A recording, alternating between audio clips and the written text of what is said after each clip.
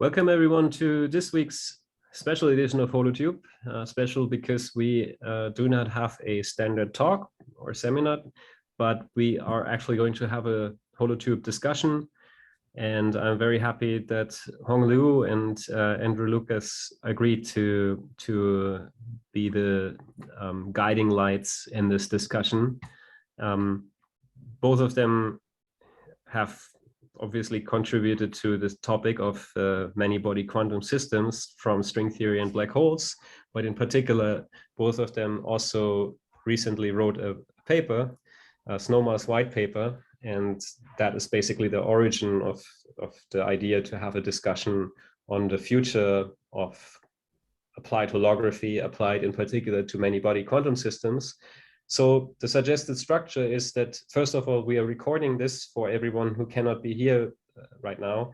But again, like always in HoloTube, feel free to interrupt, ask questions. And since this is a discussion, in particular today, just bring up your discussion questions, bring up your points that you always wanted to discuss here.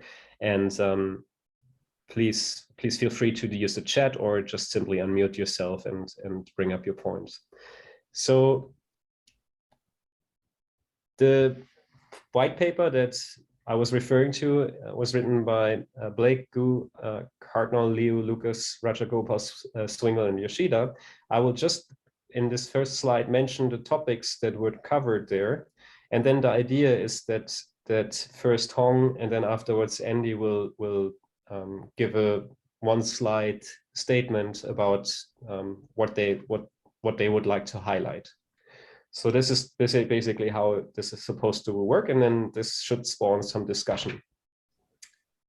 Good. Before I start mentioning these points here, are there any questions for how we want to organize this?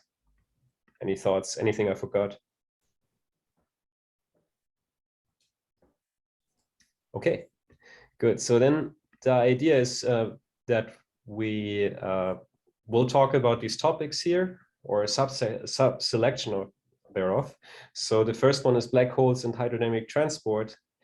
I'll just point them out here: superconductors and strange metals, quantum dynamics and the onset of chaos. So onset of chaos in contrast to the late-time many-body quantum chaos mentioned in a separate chapter.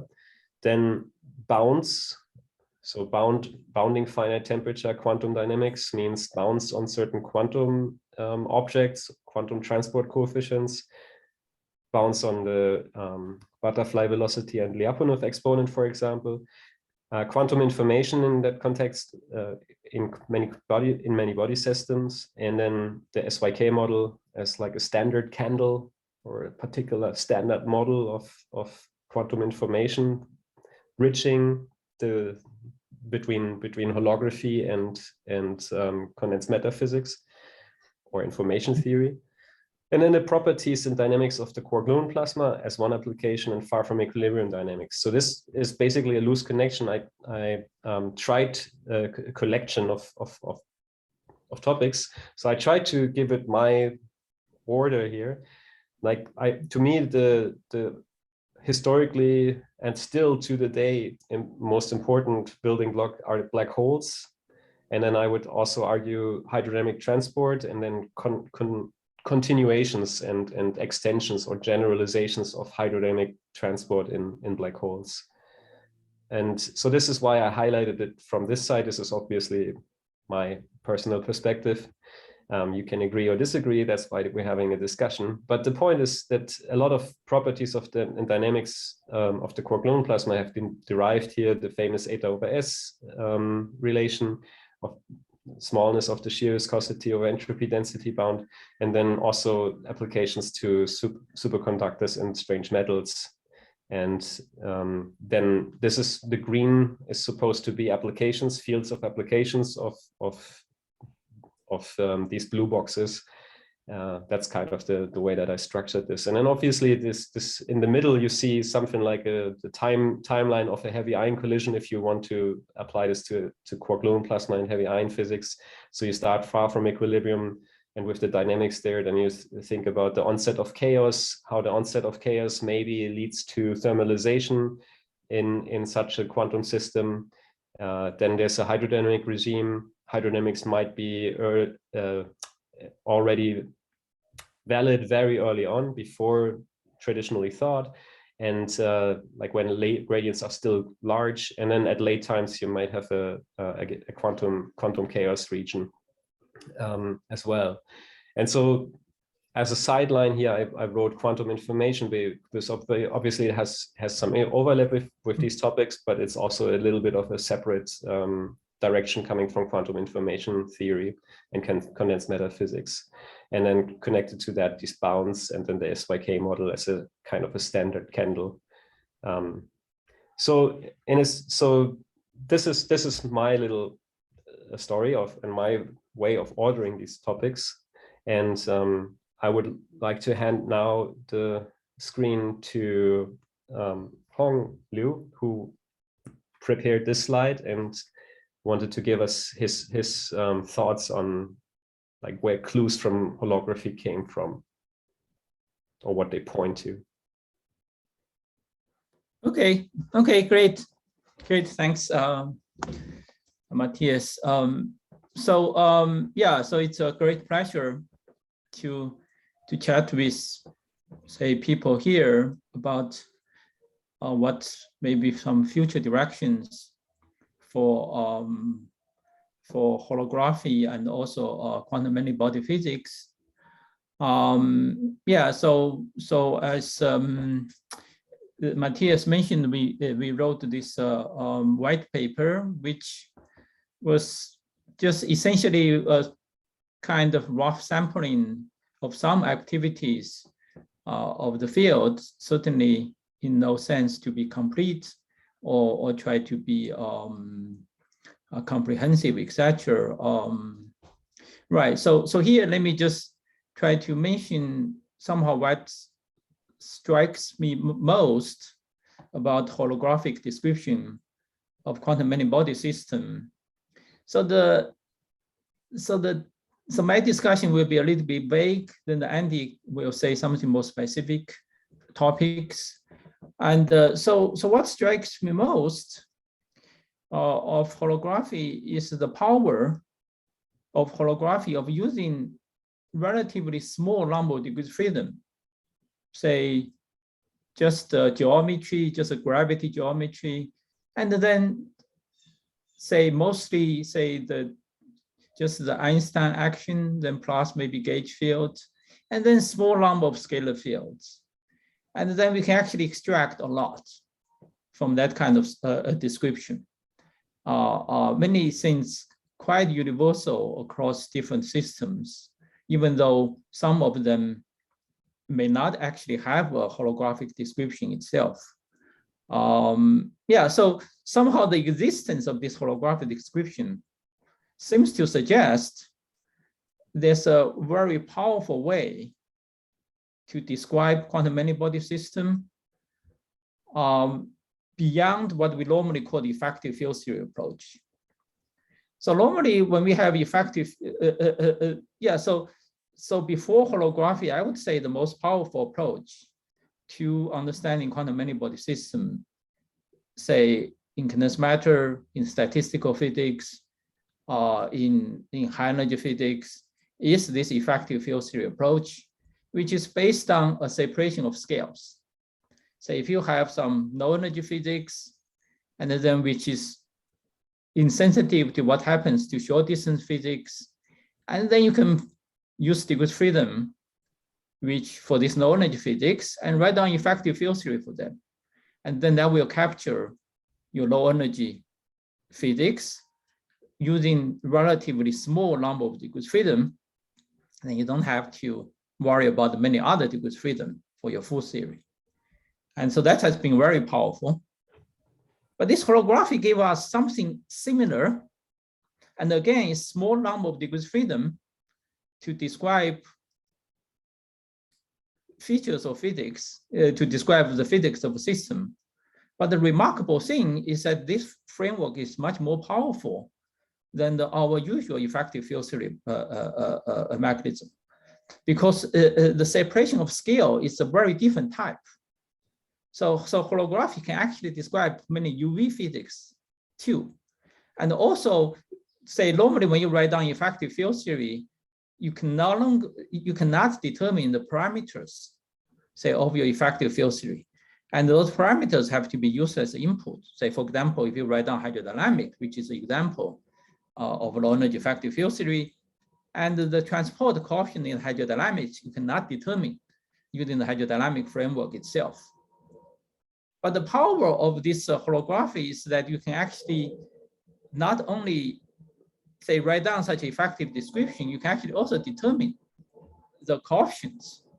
Say, for example, transport coefficient, all those kind of dynamic information there. Okay, and so I think it's still mysterious somehow why such a powerful description exists. Of course, we know it has something to do with Nagian, vaguely also have something to do with strong coupling.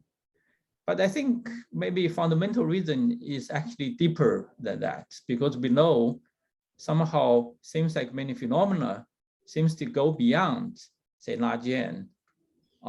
Yeah, certainly strong coupling is important.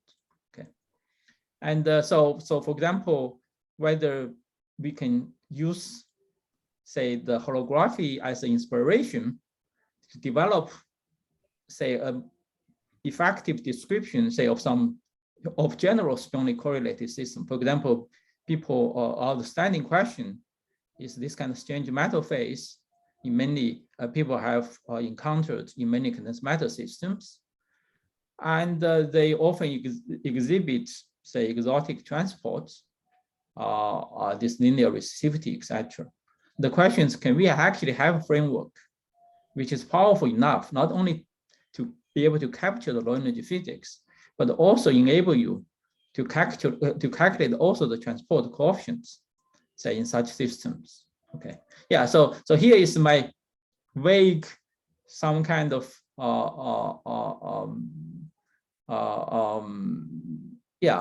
ideas which have been always intrigued by holography. Yeah. Thank you very much. So I would say we can see if there's any comments from or just like questions from the audience already at this point, just to get people involved. Does anybody want to comment on any of this or ask a question?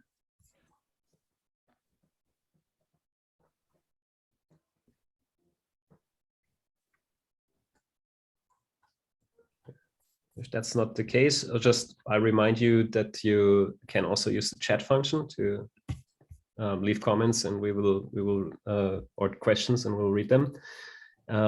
If that's not the case, then I suggest that maybe Andy, we continue with your point of view. Sure. Okay, so maybe I can first just sort of emphasize that I think I completely agree with sort of Hong's kind of overarching picture and sort of perspective on what holography is useful for.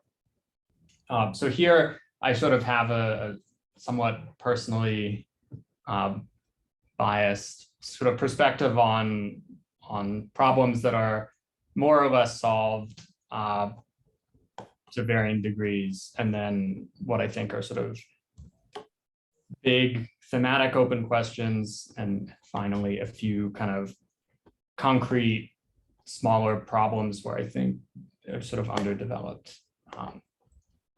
Okay, so in terms of sort of looking back at the past 5 to 10 years, I think for me, some of the main lessons that have come out of this ADS CMT approach are sort of first, something Hong already hinted at. These models are sort of very good toy models that allow one to interpolate between a hydrodynamic regime, which should be quite universal, but they also allow us to smoothly interpolate sort of to the breakdown of hydrodynamics. So, in simple holographic models that will occur at the Planckian length and time scales, holographic models allow us to sort of smoothly calculate things like conductivity across that transition, and even sort of nonlinear dynamics involving the interplay of hydro and non-hydro modes. And I think there's really there's no other class of systems that's as good at that as holography. So that's why I've included this bullet point. Another thing which I think has been a really important lesson is the sort of very deep link between chaos, so many-body chaos in particular, so things like Lyapunov exponent and butterfly velocity. And these are almost always tightly linked to transport coefficients like diffusion constants. There are various regimes where this is not the case, and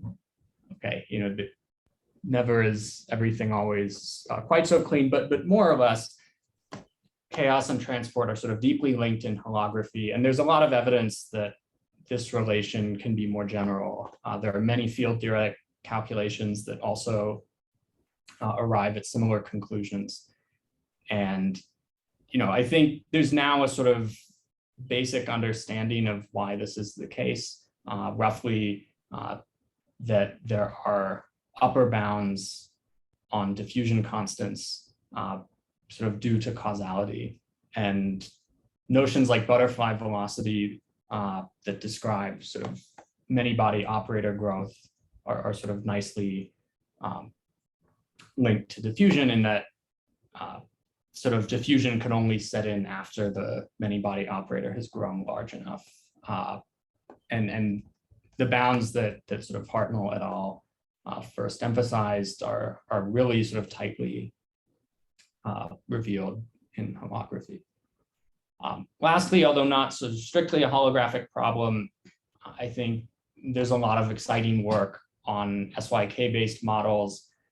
And I think one advantage of these methods over holographic models is that holographic models tend to have quite tunable critical exponents. There's a sort of game that you can play by just adding more scalar fields, more sort of, exponential dilaton couplings. And, I think that this unfortunately can kind of dilute some of the power of these holographic models, because it makes it quite hard to say, for example, oh, this model has a Planckian limited resistivity. So I think SYK-based models can sort of, they're not quite as freely tunable as the holographic ones. In that sense, they can be advantageous. I think that maybe this is just my inexperience, but I think holographic methods are often a little easier to calculate quantities of interest with, but yeah, I think they're very complementary approaches, and we understand a lot about both. Some sort of large unsolved problems and sort of big open thematic questions. I think one of the most puzzling ones, which has really been emphasized probably for almost 20 years now, is, does this Planckian bound exist? So does the timescale h bar over kBt really represent some fundamental limit on the sort of thermalization time of a many-body system? And can this be proved? I think there are very interesting ideas related to size winding and wormholes that have been arising over the past few years, which might give some insight into that. A sort of related question, supposing that this Planckian bound can be proved, there's a very subtle but important question about when that result would actually give a meaningful bound on diffusion constants, conductivities, experimentally measurable properties. And this is quite subtle. There's a lot of experimental evidence, for example, that in strange metals, there's a sort of Planckian bounded T-linear resistivity. But those same metals will also often have a residual resistivity, which is finite at 0 temperature, which violates the Planckian bound.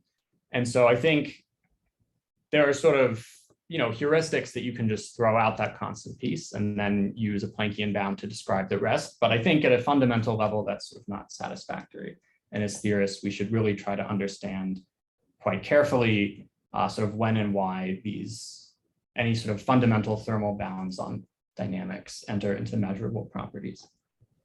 And then lastly, there's sort of always this usual concern that one has when studying holographic models, SYK-like models, that maybe this phenomenology is just really special to the large N limit and none of it is relevant to a real world system.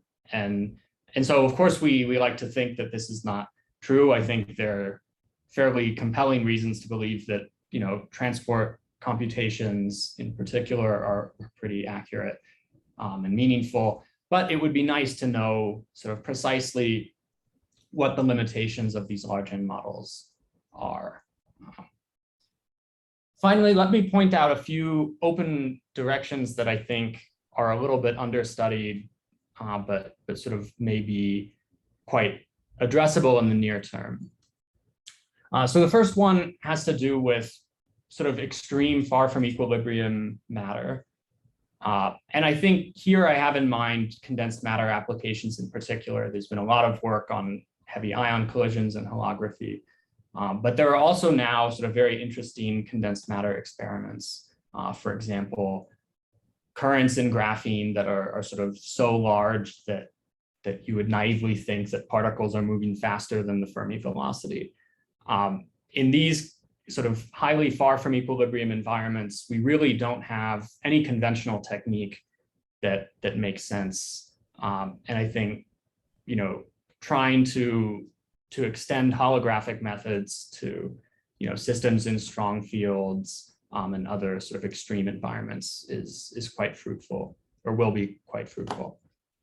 The second point I'd like to briefly mention is that it's been appreciated for a very long time that somehow the bulk direction in holography is sort of like an RG flow of the boundary theory.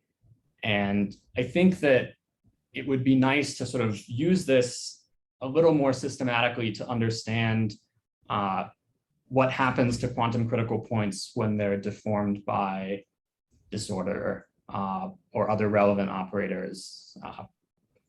And my student Kaushik and I have some recent work along these lines, but I think largely it's sort of it's a nice problem that again may have lessons sort of even for small n quantum critical points. Okay, that's all I wanted to say. Great, thank you, Andy. I would say maybe directly questions or any comments on Andy's slides and what he said, inviting the audience.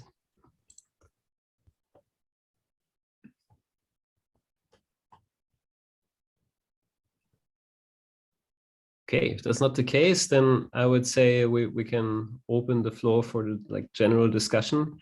Maybe I can kick it off by going back to Hong's slide, because you gave us a bird's eye view of basically where holography is very inspiring in a mathematical way, because you can write all the energy scales of your system in terms of just the on-shell action, or even just if you want to just encode it just in the full gravity action, right? So I think that's the central point. If that you're making here, you could say take a hydrodynamic limit and go and study small frequency, small momentum excitations, but your gravity action knows all the energy scales. That's how one way I understand your slide here. Yeah, right. Yeah. Yes. Yeah. The striking thing is more like, so hydrodynamics, we have a physical reason to, we have various physical reasons to believe that, say if you have a long equilibrium system, and if you look at the very long time scale and the long distance scales, and then only conserved quantities are important, because all those non-conserved quantities, they can relax very quickly. And then you have hydrodynamics. So we have reason to believe, so we know essentially know where does hydrodynamics, where hydrodynamics come from. But this holography is mystery in the following sense, is because in holography we know gravity is important, and we know that the Maxwell field often in the box is important. And these are just conserved quantities from the boundary perspective. Gravity corresponding to the stress tensor, and the Max field corresponding to some conserved currents. So still, it's like as if even if you want to go beyond the hydrodynamic scale, if you want to go to some UV physics, still that conserved quantities play very key role. And then maybe plus a small number of random operators, depend on the kind of questions you are interested in. And so the striking thing is still somehow this amazing role played by conserved quantities. In the regime, we don't expect somehow in ordinary philosophy or ordinary expectation, we don't expect them still play such important role. But somehow they still seems to. And I think that's, that is some kind of reason I would like, some kind of things I would like to understand. I think we may say this may have something to do with Nagian, but I think my own feeling is that this should be something beyond Nagian, more have something to do with strong coupling. Just elaborate what what you were trying to say a little bit further. And I mean this leads to, at least for the low energy regime, that leads to this effective field theory construction mechanism that you created in the Schwinger-Keldysh formulation, right? Mm-hmm. So that leads to I guess people call it different names, but I believe describing it is the best way. You use Schwinger-Keldysh formalism in quantum field theory in order to write down path integrals that compute and an effect, like an effective action that describes the low energy regime of a certain system, and you construct that using the symmetries of that system only, and promoting the symmetry parameters to the variables in your system. So this is exactly like a mathematical incarnation of, at least at low energies, of the statement that you're making here in this slide.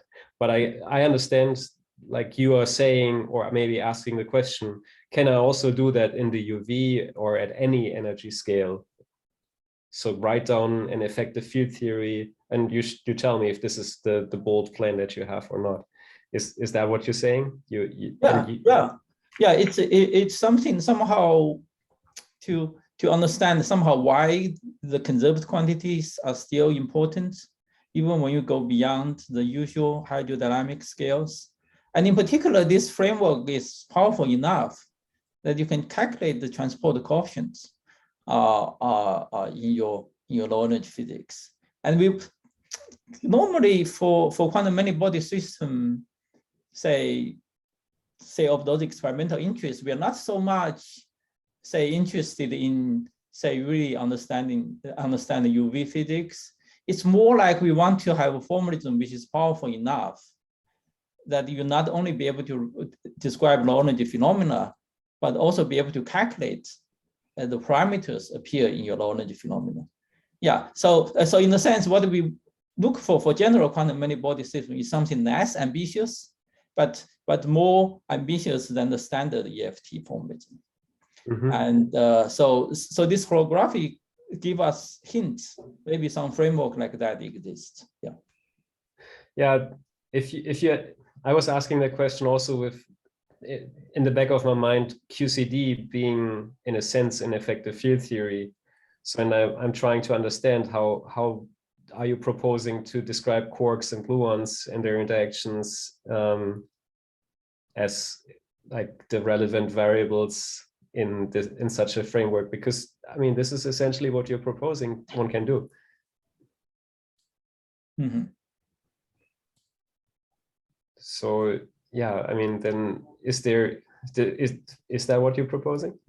I think it's maybe it's even less than the quarks and gluons. It's more like, say, it's more like in the QCD case, say at low energies, we say, oh, because of the because of the chiral symmetry breaking, we can describe the low energy physics just using pions and using the Goldstone effective theory.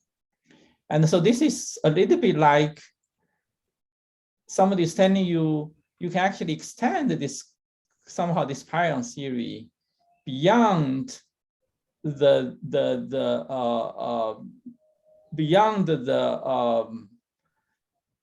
the symmetry breaking scale. Of course, in the case QCD, we know actually that does not exist. And it's more like somehow we use a different language rather than using pions. We use stress tensor and some conserved currents. And then that will not only enable us to calculate, say, the pion physics, which just go over to the standard, the pion effective theory, but this stress tensor and the current effective theory actually you can go beyond the pion theory, go to maybe some intermediate region above the right, yeah. Because we in holography on the field theory side, we never have anything but gauge invariant objects. Right? So basically, my question would have been if you're proposing that one can overcome this hurdle. Yeah, I think that may be too hard to do. I would be somehow, it's more like somehow you write down a theory of stress tensor and conserved current, but somehow going beyond the standard hydrodynamic region. Yeah, so this is something we try to do when we trying to do this chaos effective field theory, and that theory, it's non-local, etc., and then does go beyond the standard hydrodynamic region, because it also applies to the temperature, to the scale of the temperature. Yeah. So I remind it's sort of one. Go ahead. Yeah. As a more practical perspective on this question, I mean, I think it's maybe worth having in mind. Suppose you wanted to analyze a hydrodynamic regime, and a more conventional thing that one might do is to write down some kind of kinetic equations, and those kinetic equations will also, allow you to, in principle, compute transport coefficients in terms of more microscopic data. But I think one thing, I mean, there are sort of two limitations of that approach that holography solves that I think are helpful. One is that kinetic theory is a weak coupling theory. There's, I think, a non-negligible fraction of the community, particularly in condensed matter, that says, well, whatever, that's sort of what we have, so we just do it even when the coupling constant is large anyway, and hope that it works. If it doesn't, you at least know what went wrong. But I think even sort of setting aside that holography is maybe more natural at strong coupling, one thing to keep in mind is that kinetic equations are just very complicated, and the collision integral, is a horrible beast, and in principle, many details of it might subtly impact various transport coefficients. And somehow holography, in that respect, it's actually a much more sort of minimal model if you want to fit to data, for example. You don't need to worry about all the possible coupling constants that enter into a collision integral, details of the scattering mechanism. You just write down a Schwarzschild geometry or Reisner-Nordstrom, and you can just calculate, and you get a function that you can fit to data, if it's relevant. So I think that even if one is sort of not worried about why holography works so well, I mean, it still is just quite powerful in terms of generating sort of relatively parameter-free fits. Mm-hmm. So maybe I can provoke some just more discussion on this by saying, well, isn't this just because this gravity has very few variables. Like there's only so many quantities that you can write down, and like in particular, let's say a black hole, for example, a classical black hole has very few labels, right? So there's only one configuration in that sense that gravity knows about, classical gravity knows about, as we use it in holography normally for our calculations. There's one unique black hole that has a certain temperature and a certain maybe charge. So what do you expect? But effective results. Yeah, I mean, I don't disagree with anything you're saying, but I think it's worth emphasizing that, especially in condensed matter physics, where there's been at times, hostility to this method, I think one perspective, even if one doesn't know a lot about string theory, is just that precisely because of what you just stated, this method will give you sort of parameter, fits without a lot of tunable parameters, so they're actually useful. If you want to get a theory of sort of beyond the hydrodynamic regime, even if you have to use sort of certain hydro parameters to sort of compare the sort of, to convert from sort of the units in holography to the units in graphene, for example, once you've done that, you can now go beyond the hydrodynamic regime and there's no fitting left to do. That's a very powerful property. I just wanted to emphasize that from even sort of a purely CMT perspective. And indeed, this is surely related to sort of sparsity of black hole solutions. So maybe at this point, first of all, I should ask the audience to, at any time, to chime in and ask questions as you please, or make your comments. So since it happens to I think fit in this line of discussion, and like is a question to Hong maybe, I'll put this question out here with the claim that gauge gravity correspondence is merely a construction tool for effective field theories, kind of along the lines that we just discussed. And then ask the question, why should we expect any deep insight beyond very like broad effective field theory results? Like, why should there be anything encoded in this that goes beyond really just very accidental results? Let's call it even that. Mm-hmm. Mm-hmm. Right. Yeah. So I think the fact that so we can even say consider those series, say with a gravity dual. Even those series, they are very, very different if you look at them from the field theory perspective and from field theory perspective. And before holography came, when we look at those series, we would say, oh, those series, even at strong coupling, we expect they behave very differently. Say their summarization likely will be very different, say between, say, for super Yang-Mills theory or some other three-dimensional theory like ABJM, etc., or some other just four-dimensional quiver series, etc.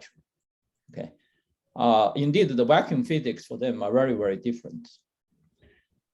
But the remarkable thing, what holography already tells us within that class of systems, okay, is that somehow at strong coupling, at finite temperature, when you break supersymmetry, etc., and some universal physics emerges even among that class of systems, which we don't understand why, and which we don't understand why.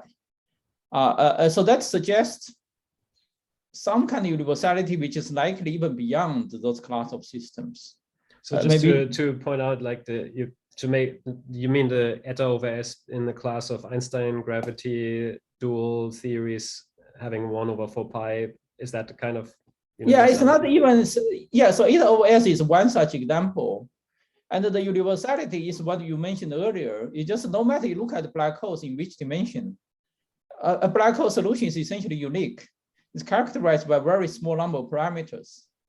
So whatever your field theory do, that which can be characterized by many, many parameters, and they can have very different matter contents. But when you go to dethermalized phase, somehow all the thermalization process, they just captured by something very, very small. And yeah, just universal black hole physics.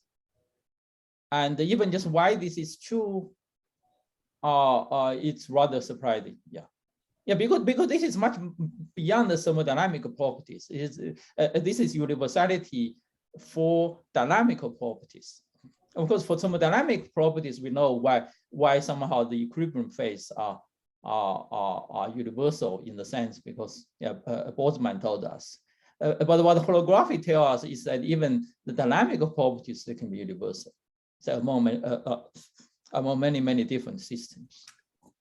But then I don't want to, just because it fits but then there's no, you state also in your paper, Song, that there's no out of equilibrium generating functional that captures all the details of the dynamical system, like you just mentioned, Boltzmann told us for a equilibrium system.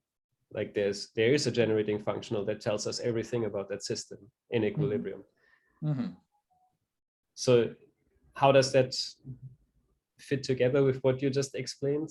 Yeah. So in a sense, that just gravity somehow. So we normally say if you have a statistical system, and when the statistical system approach equilibrium, and then those macroscopic properties, those static properties, say like entropy, energy, universal. So you have first law, second law, etc. Yeah. So that's what Boltzmann told us. But Boltzmann will not tell you, say, if you perturb that equilibrium system, and you will still have universality for many dynamical properties. And somehow this black hole physics does tell us that even though indeed there's no such kind of single set of the things are analog to, so for equilibrium properties, you have this powerful thing called the partition function, which only depend on a few parameters. And then you say, oh, this partition function really captures the universality of many different systems. And when you are away from that, away from those static properties, and then there's no such things like partition function can tell you you have a universal description. And indeed, but the black hole now offers us such a thing. Thanks. Andy, did I interrupt you? Did you want to say something on that?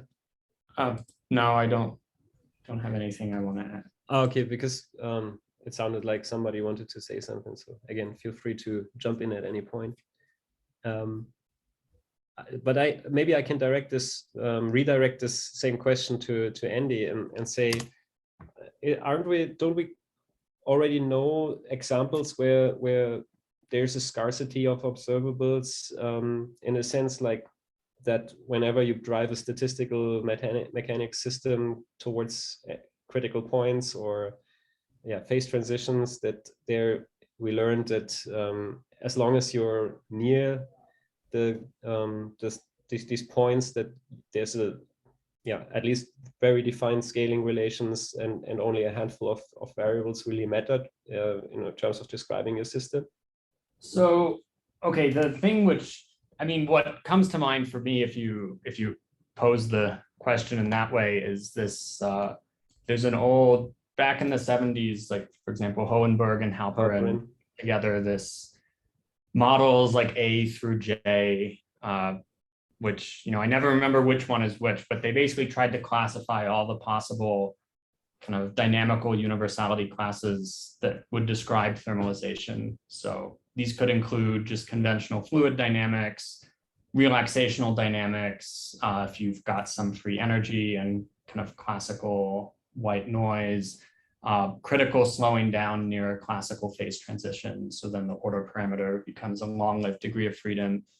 But in some sense, all of those systems in that classification can essentially be described by a sort of classical effective field theory along the lines of Martin, Sigia, and Rose. I think what's special about these holographic models is that the Planckian timescale is so fundamental. In this sense, I think it really goes beyond anything that they could have described. So that's maybe at least one simple answer to what's new. In terms of why we should expect any deep insights, I guess, okay, from one perspective, maybe we don't. I mean, do we really know that the Coop rates are described by a holographic model? I don't think we do. But at the same token, you know, there are certain features of holographic models that are not universal. For example, the temperature dependence of resistivity is very tunable. But other properties like relations between chaos and diffusion constants, or the universality of Planckian timescales associated with decay of sort of non-hydrodynamic modes, these sorts of things seem impossible to break, you know, in many respects. And so perhaps there's there's some hope that these might really be, you know, more general. And in some cases, of course, they've also been confirmed with other methods. So, you know, there are other field theories that show relations between transport and chaos, for example. Mm-hmm. Okay, thank you. So I do encourage again the audience, because I feel like this question has been addressed now, and I, as you can guess by the numbering, there are 3 other questions that I could throw out there, but maybe I can just instead go to maybe first back to Andy's slide, because we have mainly discussed Hong's slide, and Andy's slide is a bit more concrete in the solved and unsolved problems and future directions, and maybe pause for a second to give the audience a chance to jump in here and Let me ask a question. Absolutely. Oh, okay. Hi, Hong. My question is about the fractons. This is related to this question if we really understood the field theories. Because I heard that this fracton physics is showing us some new features of the field theory. Then is there a holographic dual for this new phenomena? I know that Andrew, a paper from him that proposed this holographic dual, but I'm not sure that if we can set a reliable theory for this duality.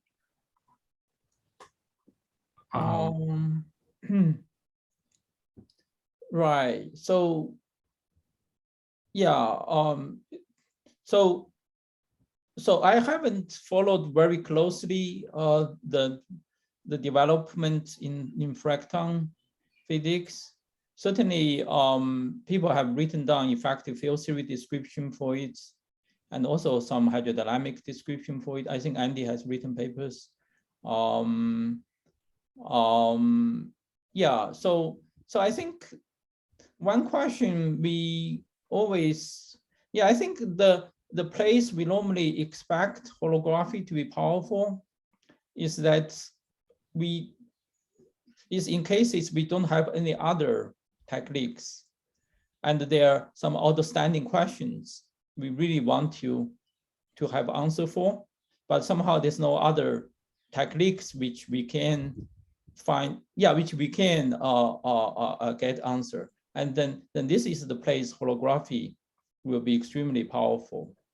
So in the case of fracton, I think the lattice model and using effective field theory approach, you can actually learn a lot about the fracton theory or those class of systems. So I think before we, it's always interesting to see how such, say, exotic physics reflected in gravity. Certainly that's by itself, it's a very interesting question. And just in the case of the fracton physics, since I have not followed it very closely, I don't know immediately whether there are some outstanding questions in fracton physics people want to answer, but cannot find using conventional methods, and maybe it can be solved using holography. So maybe Andy can comment more on that. Yeah. Sure. I mean, okay, maybe to give a sort of, well, a slightly more optimistic answer in some respects. I mean, I think there will certainly be some questions that are easier to understand holographically than anywhere else. For example, if you wanted to understand the sort of hydrodynamic breakdown in a theory with dipole conservation, higher moment conservation, I mean, I think there's a good chance that holography is sort of a sensible method for doing that. But maybe I would also sort of add that I think there's many sort of puzzles about fractons that are maybe almost more basic than holographic methods. You know, just I think understanding the extent to which a continuum EFT captures everything that one wants to know about just ground state physics. I mean, there's still papers, you know, people are still thinking about this. I think there's some progress, but I don't think it's a solved problem entirely. The other ingredient that I think is really missing to really start applying holographic techniques aggressively is that there's still sort of work that's just beginning on coupling fractons to a background metric to gravity. This is a hard problem, and you know, there are various groups that are starting to make some progress, but perhaps one would want that field to be a little more mature before writing down holographic models. The work that I did 2 years ago, I think the main sort of purpose of this in my mind is, or the most useful aspect of that is just when one doesn't have a gravity background, I think then you can sort of just imagine throwing a higher rank gauge field into the bulk and sort of apply the holographic dictionary largely as is. But I think if you want to sort of do this problem carefully, you want to couple it to geometry, and then, yeah, I think we still need to understand that a little better. Yeah, thanks for the question, and thanks for the prompt replies.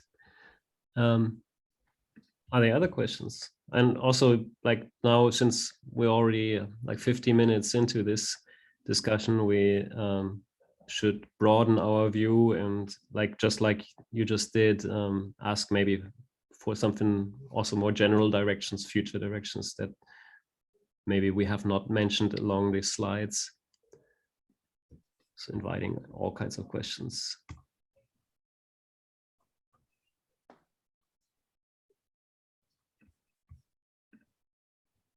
So I do have some, as I said, a few more points to consider. While you might want to think about, the audience might want to think about some future questions on the like future directions that can go beyond what we've talked about. Let me just quote a part here from this Snowmass white paper. Strongly coupled quantum fluids are excellent platforms to observe hydrodynamics in experiments on quantum matter. Let me ask you, like, the question why that should be true. Namely, aren't there only very few materials known to be reaching the hydrodynamic regime? So with graphene most prominently being quite a lucky exception. I think the quick answer I would give here is just that if, for example, you want to see hydrodynamics in a metal, you want, you basically need to be able to access physics on a length scale, which is very long compared to an electron-electron momentum conserving kind of mean free path, if you think of quasi-particles at any rate. But you want that length scale to also be very short compared to the kind of momentum relaxing, kind of impurity scattering mean free path. And so, if you're given two metals, one of them has a large momentum conserving mean free path and one of them is small, then the one that's small, which will typically be more strongly coupled, will be sort of more promising as a place to look for hydro. It's also true that, not all strongly correlated metals, I mean, most of them probably don't have hydrodynamics. So this is sort of quite a special regime. But it doesn't sort of hurt to be at strong coupling. So.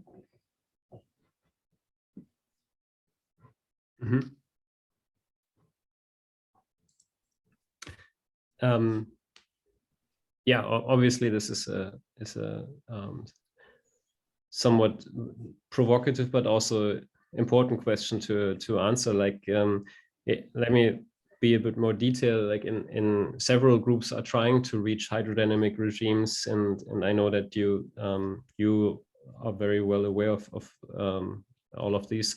So I'm just trying to say that it seems to be a quite a big challenge to get the materials clean enough to actually perform any experiments and like find materials that are not inhibiting hydrodynamic regimes.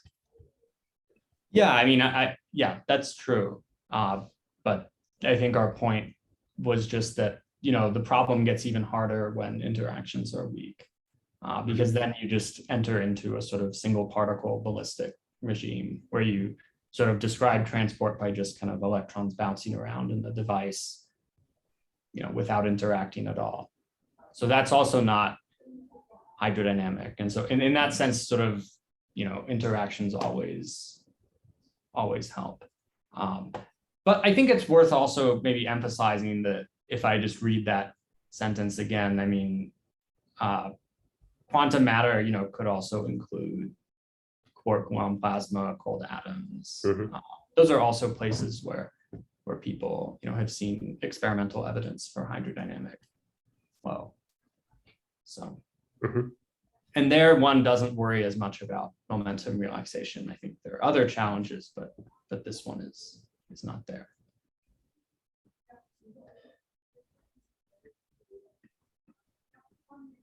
Yeah, Hong, would you like to comment on this particular question? Like, you don't have to if you don't necessarily. Yeah, not really. I think maybe one thing to also keep in mind is that, say, sometimes, even though you may not directly observe, say, a hydrodynamic regime, but somehow the physics underlying this hydrodynamic regime may already be there. Say, for example, just for this high TC cuprates, which they have this kind of linear resistivity.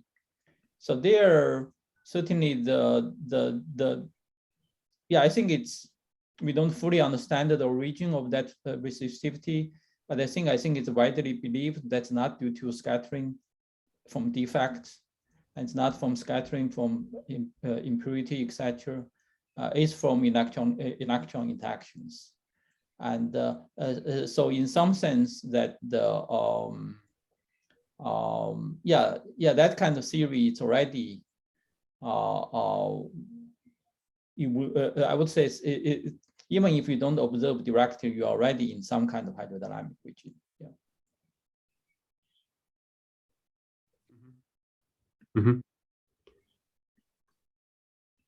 Okay. There is a discussion point that is, I think, worthwhile pointing out to everyone here. So one participant pointed out that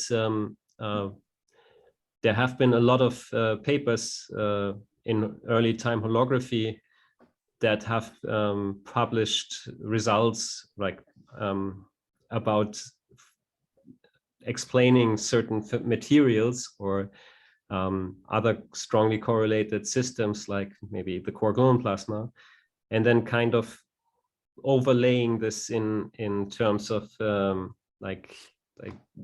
between holography, like observable, and then the same curve or the same observable in that strongly correlated system, and then kind of these papers often choose this person says have claimed success in terms of now we have found the explanation for, let's say, cuprates.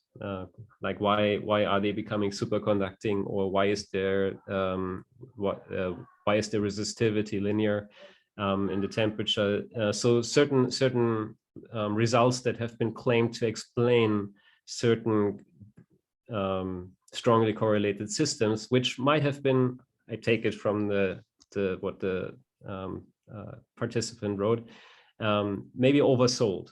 So and these often have been published in JHAP as opposed to PRB. So basically preaching to the choir as opposed to putting these results under scrutiny of an audience who in PRB knows about the condensed matter physics details of these systems and might be alerted to the failures of these holographic models rather than the universal success that was claimed. So let me kind of in this provocative tone ask you to comment on this. Like what about all these results, all these papers that claimed successfully describing such systems? Yeah, I think this is a very good question. I think we should always be very careful to compare holography with real condensed matter systems. What I would like always to emphasize is that if in holography, if you get some similar curve with some real condensed matter systems, that is a good starting point to investigate whether they share the same physics, rather than to claim, say, you have found the explanation for that kind of physics. Mm-hmm. So yeah, that's essentially is the first step. So if you find something similar, then you say, okay, maybe that's a starting point. We can now look for the common physical mechanism. And actually, even to most of us, the holographic calculation by itself it's a black box. It's like you're doing experiments. You find some answer. Where does that answer come from? It's often not clear from the holographic calculation itself. So even to understand where the mechanism comes from in holographic calculations requires lots of further discussion and understanding to pinpoint what is the precise physics beyond it, behind it. So just to have some answer from holography is actually, it's only a first step. Yeah, we really have to understand the physics behind it. Yeah, holography does provide us some techniques somehow to open that black box a little bit. Yeah. Okay. Maybe, yeah, Andy. Okay, so I guess I can see the. There's the original now also in the chat. Yeah, so maybe there are two responses. I mean, first, let me just make a sort of sociological comment here that I think, of course, one can in most fields find sort of bad behavior and sort of overly aggressive claims and arrogance. Yeah, I mean, I think that, so to answer the question in the chat, I mean, of course, I would be surprised if any of the papers that are offending would ever be retracted. I mean, it's also not clear to me which papers this person has in mind. I have some guesses that I don't need to state, but look, I mean, I think that the sociological problem was certainly not unique to holography. I mean, look at what happened with twisted bilayer graphene when that came out. There was a whole zoo of theory papers. Most of them have to be wrong because they're all disagreeing with each other on simple questions. I'm sure there's a similar story in particle physics with the 750 GeV that I didn't follow, but I just know there were hundreds of theory papers in a couple weeks. So look, I think that from that perspective, I mean, we can certainly acknowledge that a lot of this work was sloppy, but I don't think that this field should sort of have to particularly defend itself more than one of those other two that I mentioned, for example. As for the, I mean, okay, to get to maybe the heart of the question, I don't think that there's any one condensed matter system or even aspect thereof that you could point to and sort of unambiguously say that only holography was capable of explaining this. We sort of haven't had that level of success where you take an experimental data plot and it just, you know, perfectly fits in some non-trivial way to a holographic model. At least I'm not aware of this. Maybe it exists. But I think that, you know, one of the, you know, when you take a step back and you look at the field as a whole, I mean, I think that holography has often given us sort of different perspectives on how one should think about strongly correlated systems that have been helpful. For example, I think many of the theorists that began thinking about hydrodynamics and electron liquids were inspired to varying degrees by results coming out of ADS-CFT. I mean, certainly myself and Subir were at the time. I think I saw Leonid Levitov give talks with references to eta over S back in that time frame. And so, you know, that's the story that has become quite closely tied to experiment. And many of the experimental fits are based on, you know, more conventional methods like kinetic theory. But I think it's fair to say that, you know, without the holographic perspective, it's not clear the extent to which that field would have developed the way it has. So, you know, and of course, it's always a toolkit. We never know when, you know, maybe in the future there will be some data that this method is quite good at explaining. Thank you for being honest about the condensed matter community also sometimes making mistakes or being sloppy sometimes. So I think it's important that we acknowledge that, and that's also, I think, one of the main concerns that was meant by this to be brought up here. So yes, it seems like both Hong and Andy, you both agree that one has to just be careful what one claims based on holographic results that one gets. Maybe I can ask you directly, like the SYK model seemed to make a fairly solid connection, build a fairly solid bridge between holographic models and condensed matter physics, or like maybe information theory. Is that the right direction to keep looking, to keep working towards? Like, should we all be doing SYK now? Yeah, go ahead, Andy. Sure. I mean, so I would say from the condensed matter perspective, I think one answer is that, look, I mean, it's not obvious that there's a large N in the COOP rates. There's still a large N limit, you know, taken in SYK-like models. So I think that where I think SYK is more palatable to many condensed matter physicists is that you actually have a Hamiltonian. And maybe in my view, this is a bit of a sociological effect, but I think that this can be helpful. You know, you think, I do have fermionic microscopic degrees of freedom that I can think about. I would say that my personal view is that we should be careful not to sort of repeat some of the mistakes that kind of maybe holography as a community made being sort of too aggressive, maybe thinking that these simple workhorse models like Reisner-Nordstrom would explain everything. I think one wants to be careful not to make that same mistake with simple SYK-like models. Most likely, if they're successful, it will be in explaining one particular aspect of an experimental data set. I think transport is a very likely thing that an SYK-like model might give some quantitative or qualitative insight into. But I don't think it's likely that one will be able to explain everything about, you know, any given coup rate by building some SYK-like model. You know, it's worth keeping in mind that even if you take, you know, aluminum, for example, I'm not sure that anyone has, with kinetic theory, a sort of quantitatively accurate theory of its resistivity. I mean, we can sort of qualitatively explain everything, but quantitative fits can be very hard. And I think one shouldn't expect any more out of SYK than you would get out of, you know, Boltzmann transport. Hong, did you want to? Yeah.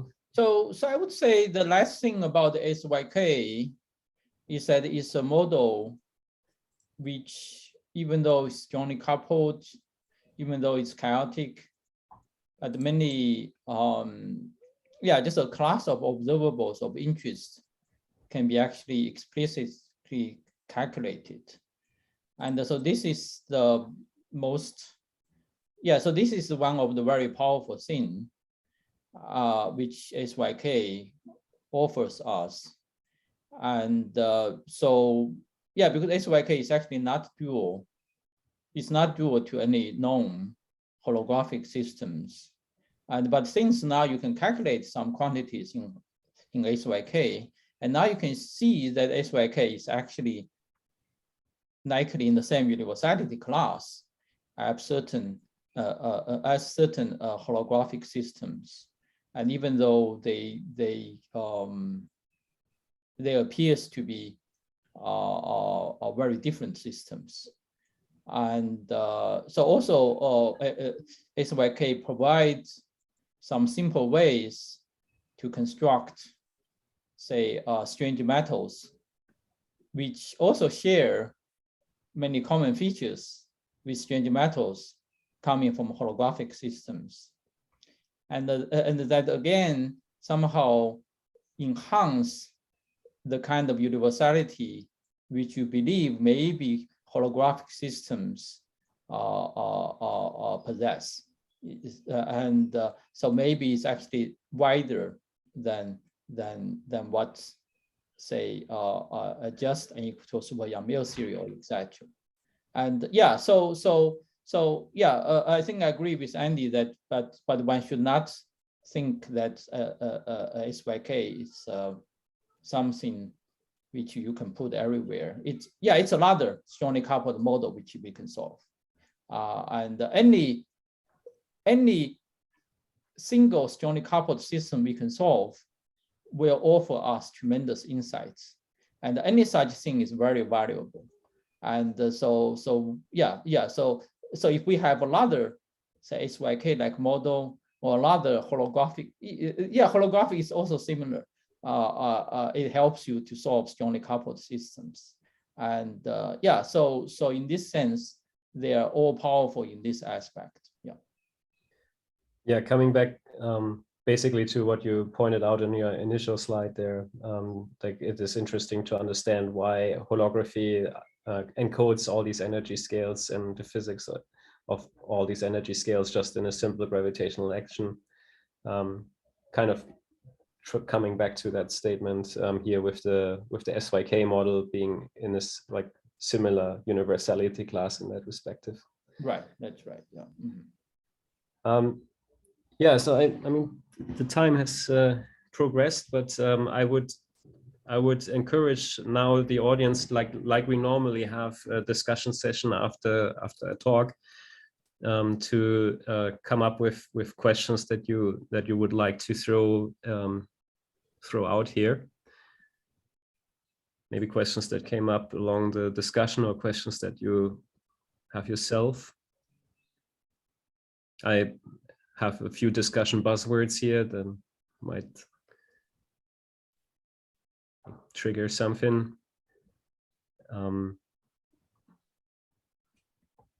So once we conclude this session, I would like to also ask Hong and Andy just think of the one thing that you would one direction that you would suggest, and maybe it's already on your slides, but just like I would like to conclude with that, like a kind of final statement from each of you, like what is the direction that you find most promising at this point.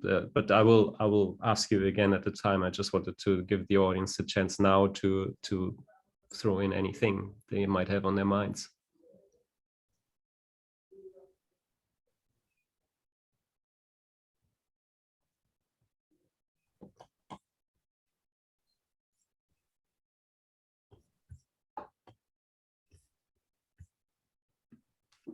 Well, since nobody wants to speak on record, we will also have, after the recording session ends, after the recording is closed, we will have an informal 5 minutes, and maybe that's when the storm breaks loose. We'll see.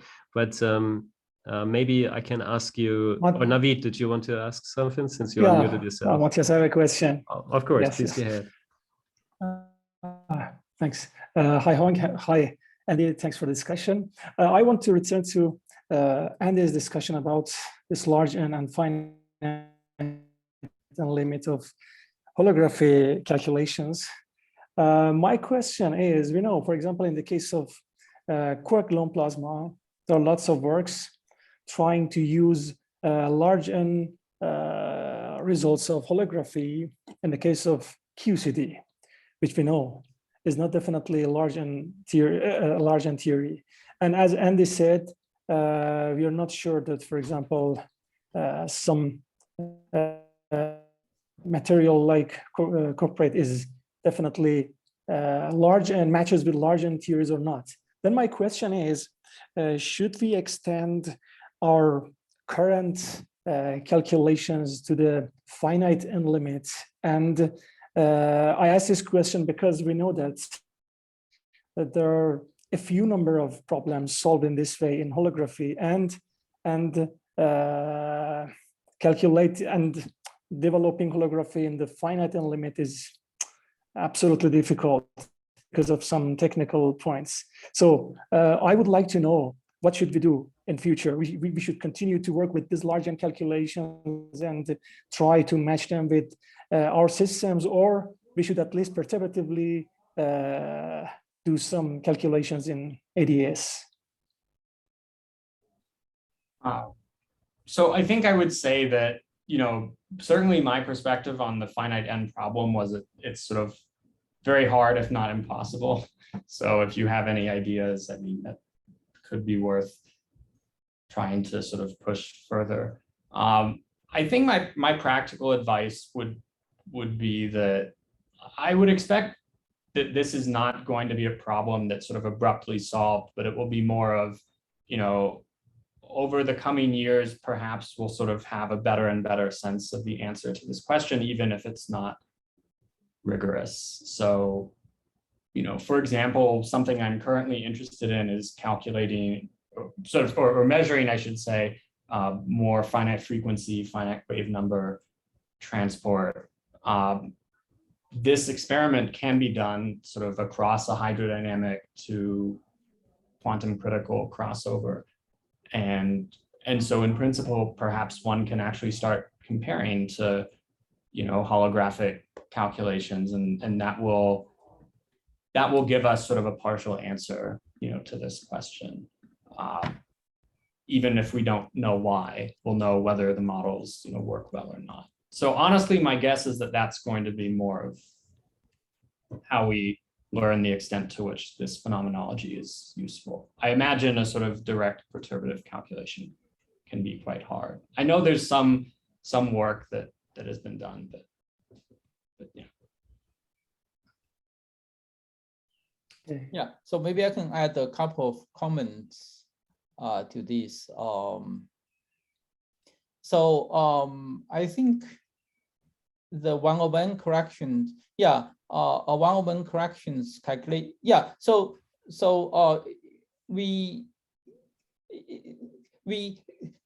yeah, the 1/n corrections calculations will be very interesting in situations which we expect some qualitative new behavior appear at sub 1/n correction order, which is not present at the leading order in 1/n. So I can give you two examples just to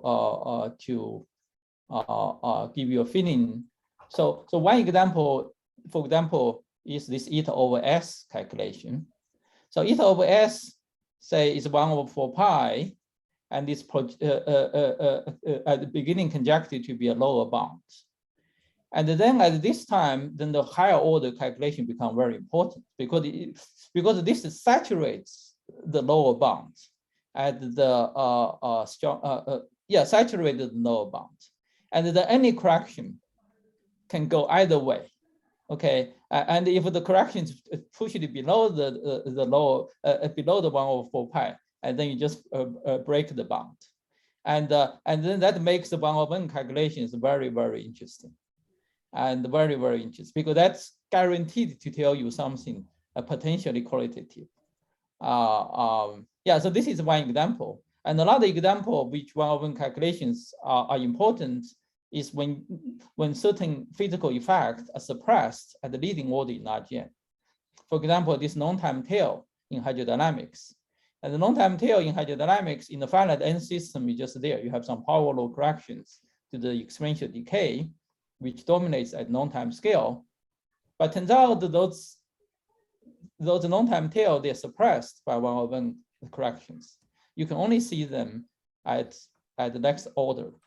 And then that makes the 1/n square perturbivity calculations very, very important. So yeah, so I think the such kind of 1/n this higher order calculations, just we have to be carefully make sure they give you qualitatively new physics. Yeah.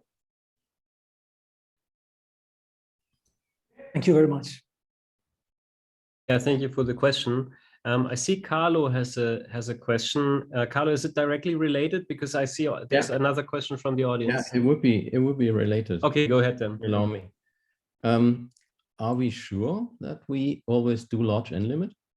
So for example, if you take bottom-up non-conformal models, you don't even know the Lagrangian of the dual theory. So are you sure it's large n?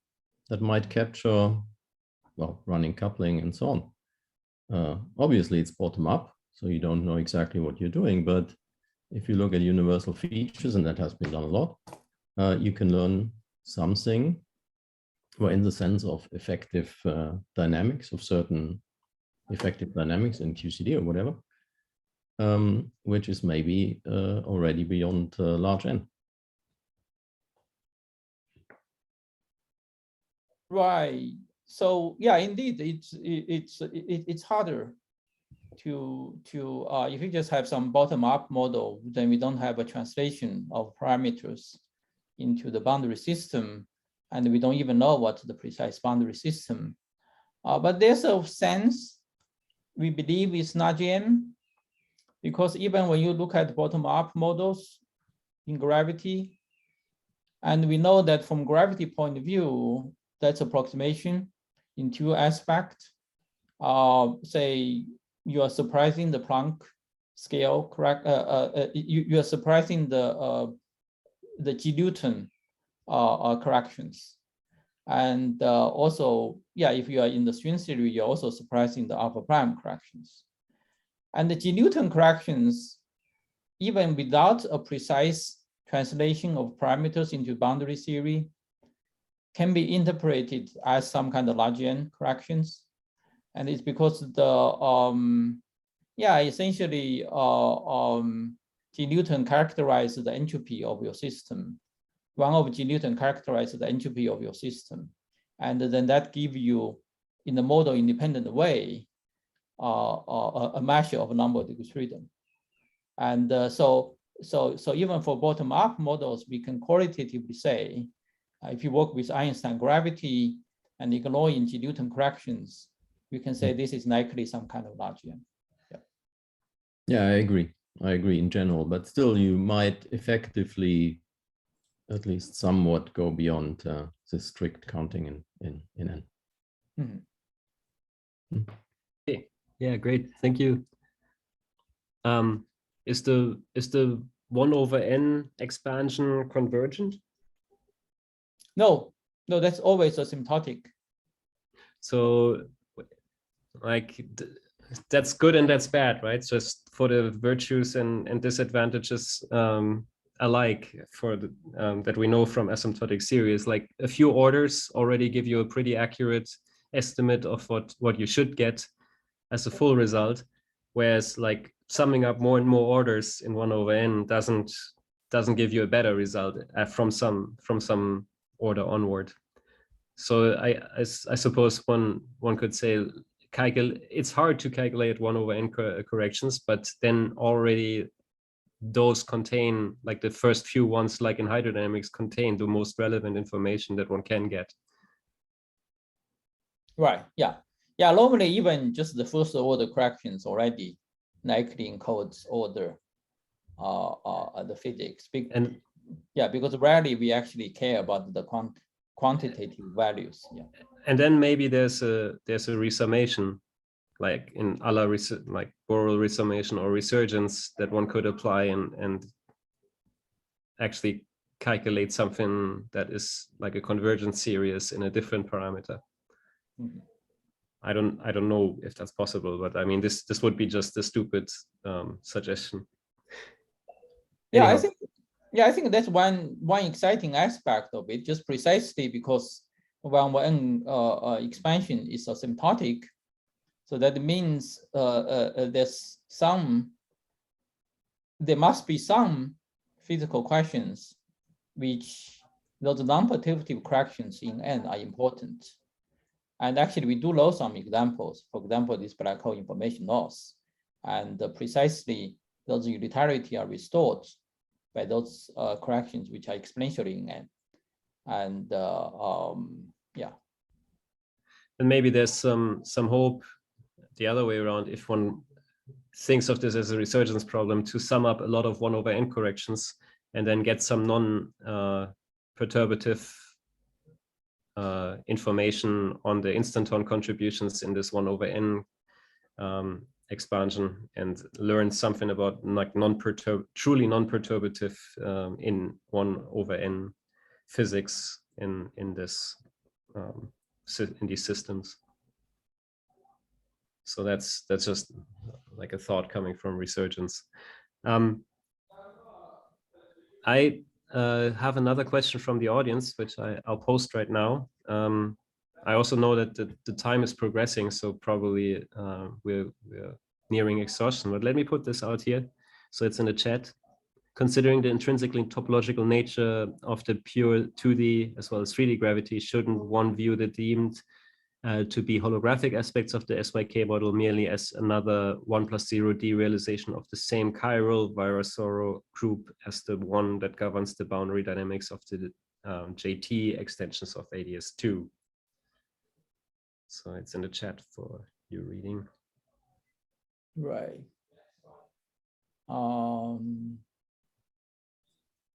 Yeah, I think personally, I think the SYK go beyond just the chiral Virasoro, or go beyond the kinematics.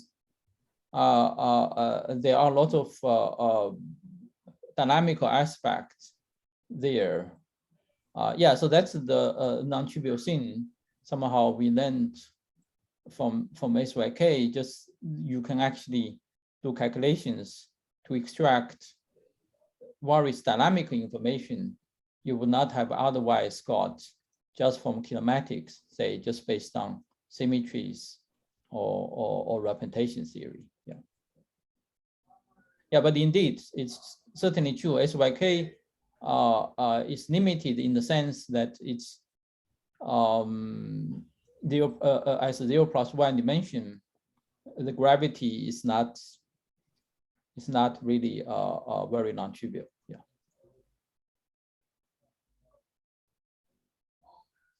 Mm-hmm. Yeah, the original author also put this or her in there. So yes, Andy, did you also want to comment on it, or do you not want to? I don't have much to. Okay, no. That's fine. So again, thank you for the questions from the audience. Are there any other questions before we close?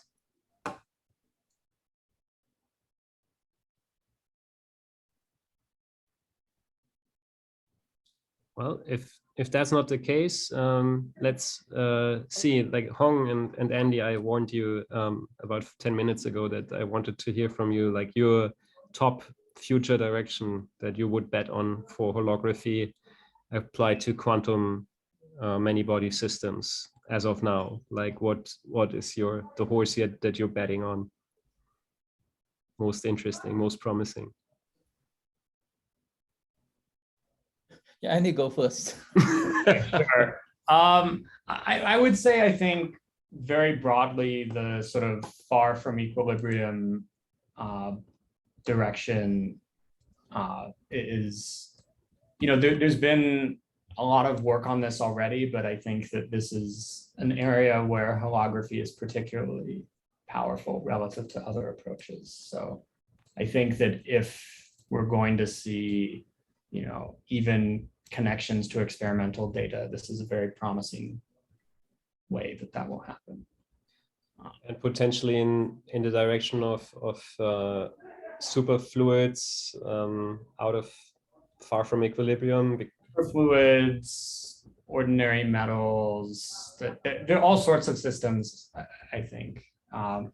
There are just regimes where, we don't have alternative methods. So for example, if you have sort of very, very large electric fields that can pair produce electrons and holes in graphene, this is a regime that can be accessed experimentally, but we don't have a theoretical framework that I think gives very good predictions for what one should expect. And arguably, even the thermodynamics is not well understood, if that even makes sense for such a system.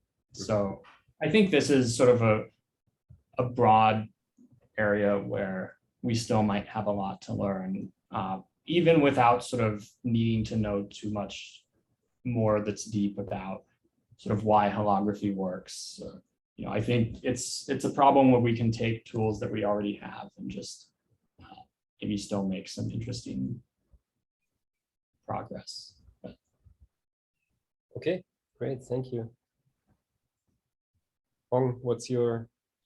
Yeah. So I can only say, yeah, I think I actually agree very much with what Andy said. Actually, for the last number of years, I've mostly been working on far from equilibrium dynamics myself, from many different aspects, say from how the quantum information properties evolve under during thermalization. Yeah, so this is related to the entanglement growth during the during thermalization. Also various properties of superfluids when you perturb them, etc. Yeah, so for myself, I've been mostly working on this kind of far from equilibrium dynamics aspect. And one reason is, as Andy mentioned, is that really for far from equilibrium dynamics, there's really very limited traditional tools. It's not really, so for many other questions, maybe you have some condensed matter. Yeah, for high TC, you have already maybe 20 other condensed matter models, and but for really far from equilibrium dynamic, it's very hard to have alternative approach. Just a small number. Yeah. yeah, for special system like CFT, etc., you can do it. But personally, I'm still very interested in understanding whether holography can say anything about the strange metal phase.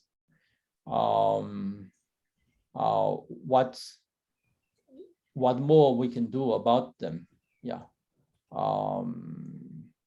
Yeah. Great. Okay. Thank you for your answers to this like directional questions, and also thank you very much for the discussion.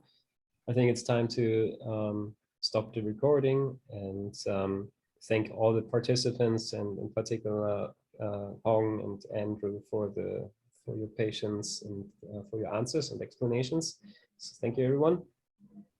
And well, I'll see you next time at HoloTube, and that's how we stop the recording. Thank you. Thanks.